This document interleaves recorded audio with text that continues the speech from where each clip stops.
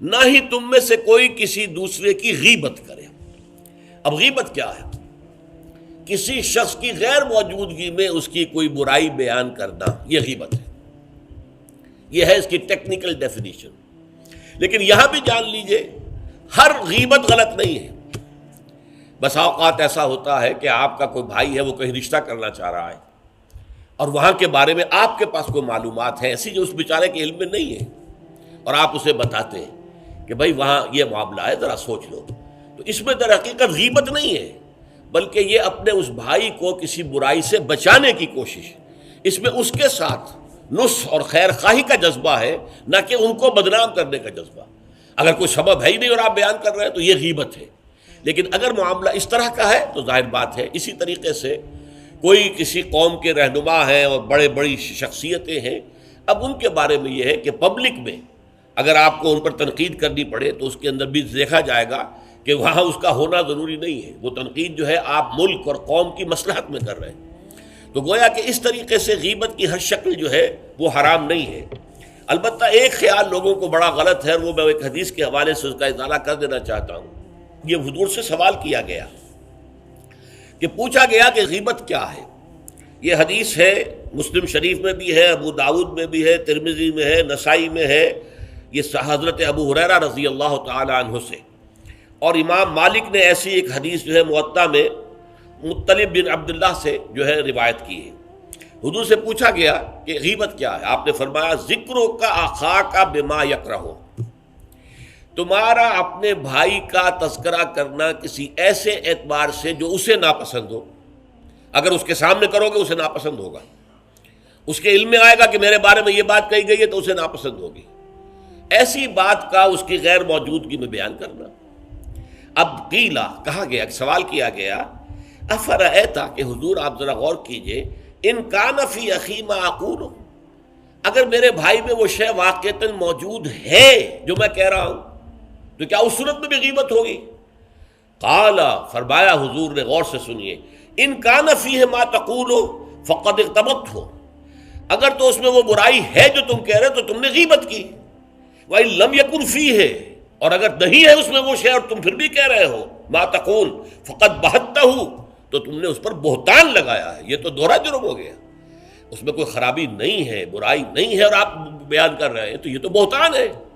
البتہ کسی میں کوئی برائی ہے، خرابی ہے، نقص ہے تو یہ در حقیقت جو ہے آپ کا اس کی غیر موجودگی میں بیان کرنا یہ غیبت ہے۔ تو اس اعتبار سے غیبت کی جو برائی ہے اس کو اچھی طرح سمجھ لیجئے، اور یہ ہمارے معاشرے کے اندر بہت پھیلی ہوئی ہے یہ شے، بلکہ یہ کہا جاتا ہے اور صحیح کہا جاتا ہے کہ وہ کئی کورسز کا ڈنر ہونے کے بعد جو ہے پھر جب گفتگویں ہوتی ہیں تو معلوم ہوتا ہے کہ سب سے زیادہ لذیذ ڈش جو ہے وہ ایک دوسرے کی غیبت ہے۔ اور ہوتا کیا ہے، شادی کا کہیں پر مجمع لگا ہوا ہے اور جو ہے وہ ابھی بارات نہیں آئی ہے یا کوئی اور مسئلہ ہے، بیٹھے ہوئے ہیں، تو جب 3 آدمی بیٹھے ہوں گے تو کسی اور کی غیبت کریں گے، اور جب ان میں سے ایک اٹھ کے چلا جائے گا تو اب یہ دونوں اس کی غیبت کریں گے۔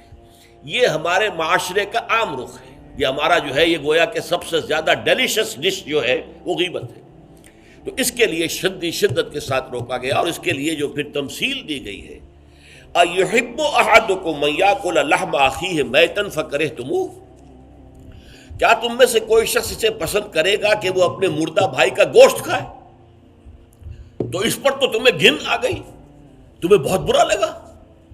کوئی شخص گوارا کرے گا کہ اپنے مردہ بھائی کا گوشت کھائے؟ لیکن سوچئے کہ ایسی تمثیل کیوں دی گئی؟ یہ اللہ کا کلام ہے، بغیر کسی ربط کے تمثیل اور تشبیہ جو ہوتی ہے کسی ربط کی بنیاد پر ہوتی ہے نا، ورنہ تشبیہ اور تمثیل کا فائدہ کیا ہوا؟ ربط کیا ہے؟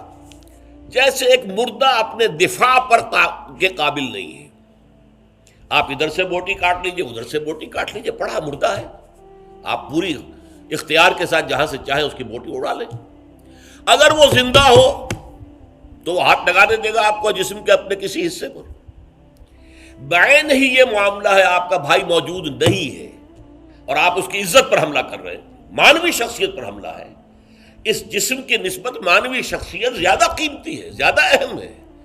آپ اس کی مانوی شخصیت پر، اس کی عزت پر حملہ کر رہے ہیں، اور وہ قادر نہیں ہے دفاع کرنے پر۔ اگر وہ ہوتا اور بات کرتے، اور یہ چیز پسندیدہ ہے، اگر آپ پبلک کے اندر اس کے منہ پر کہیے بات تو معلوم ہوگا بلکہ اس میں جو پسندیدہ ترین بات ہے وہ یہ ہے کہ کسی بھائی کا کوئی عیب ہے، علیحدگی میں جا کر بتاؤ، بھائی تمہارے اندر مجھے یہ نقص نظر آ رہا ہے، برا نہ ماننا، میں نے تمہاری اصلاح کے لیے کہا ہے، مجھے تم سے کوئی قد نہیں ہے، دشمنی نہیں ہے۔ یہ نہایت پسندیدہ بات ہے۔ اس کو کہا گیا المسلم و مرۃ المسلم، ایک مسلمان دوسرے مسلمان کے لیے آئینے کے مانند ہے۔ جیسے آپ آئینہ دیکھتے دیکھتے رہے یہاں کوئی داغ لگا ہوا، دھبا لگا ہوا، آپ اسے دھو دیتے ہیں، ہٹا دیتے ہیں۔ اسی طریقے سے ایک مسلمان کو اپنے مسلمان بھائی کے لیے آئینے کے مانند ہونا چاہیے کہ وہ اسے اس کی خرابیوں پر، اس کی برائیوں پر مطلع کر دے۔ لیکن یہ اطلاع جو ہے یہ ہوگی خلوص کی بنیاد پر، خیر خواہی کی بنیاد پر، اسے ذلیل کرنے کے لیے نہیں، اسے بدنام کرنے کے لیے نہیں، بلکہ یہ کہ اس کے سامنے علیحدگی میں، تنہائی میں بات کی جا رہی۔ البتہ اس کی غیر موجودگی میں بات کی جائے وہ غیبت ہے، اور وہ بالکل صحیح تمثیل ہے جو قرآن نے استعمال کی ہے، صحیح ترین تمثیل ہے۔ اَيُحِبُّ أَحَدُكُمْ أَن يَأْكُلَ لَحْمَ أَخِيهِ مَيْتًا فَكَرِهْتُمُوهُ، کیا تم میں سے کوئی شخص پسند کرے گا اپنے مردہ بھائی کا گوشت کھائے؟ بالکل اسی طریقے سے وہ تمہارا بھائی جو محفل میں نہیں ہے، وہ اپنی عزت کے دفاع پر قادر نہیں ہے۔ اگر وہ ہوتا تو کہتا بھائی آپ غلط کہہ رہے ہیں، آپ کو مغالطہ ہوا ہے، بات یوں نہیں تھی، یوں تھی، کوئی ایکسپلین کرتا، کوئی اپنا دفاع کرتا، کوئی اپنی شخصیت کا، اپنی عزت کا تحفظ کرتا، لیکن وہاں نہیں ہے وہ تو اپنے تحفظ پر قادر نہیں ہے۔ لہذا یہ غیبت در حقیقت معنوی سطح پر وہی شے ہے جو مادی سطح پر کسی مردہ بھائی کا گوشت کھانا ہے۔ فَكَرِهْتُمُوهُ، یہ تو تمہیں بہت برا لگا یہ بات۔ بلکہ اکثر لوگ کہیں گے کہ ایسی مثالیں جو ہیں، کیا ماذا اراد اللہ بہذا مسئلہ، ایسی تمثیل دینا، کہیں گدھے کی تمثیل دی گئی ہے قرآن مجید میں، وہ یہودی جن کے اوپر تورات کا تو بار تو لدا ہوا ہے، تورات پر عمل نہیں کرتے، تو ان کی مثال کیا ہے؟ کمثل الحمار یحمل اسفارا، وہ تو ایسے ہے جیسے کہ گدھا ہے، اس کی پیٹھ کے اوپر کتابوں کے انبار لگے ہوئے ہیں، گٹھری باندھ کر جو ہے مکالمات افلاطون لکھی ہوئی ہے، یا انسائکلوپیڈیا برٹانیکا کی گٹھری باندھ کے رکھ دی گئی ہے، اسے کیا فائدہ؟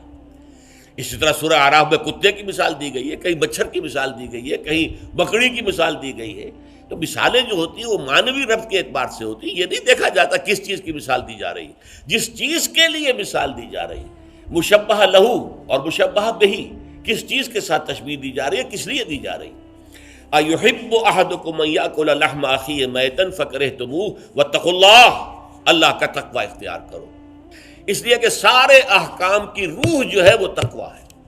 احکام دھرے رہ جائیں گے، رکھے رہ جائیں گے، کتابوں میں لکھے رہ جائیں گے، اگر اپنے اندر تقوی نہیں ہے، برائی سے بچنے کا ارادہ نہیں ہے، اللہ کے عذاب سے بچنے کا مستقل پختہ مصمم ارادہ نہیں ہے، تو کوئی فائدہ نہیں ان چیزوں کا، بھینس کے آگے بین بجانا ہو جائے گا۔ واتقوا اللہ ان اللہ تواب الرحیم، اللہ کا تقوی اختیار کرو، اور دیکھو اللہ بہت توبہ کا قبول کرنے والا ہے اور بہت رحم فرمانے والا ہے۔ تو دیکھو اگر تمہارے سے یہ خطائیں ہو رہی ہیں، تمہاری شخصیت کے اندر اگر یہ خرابیاں ہیں، تم ان برائیوں کے عادی ہو، تو ان سے اپنے آپ کو پاک کرو، صاف کرو، توبہ کرو، اور اس میں امید دلا دی کہ اللہ تعالیٰ بہت توبہ کو قبول فرمانے والا اور رحم فرمانے والا ہے۔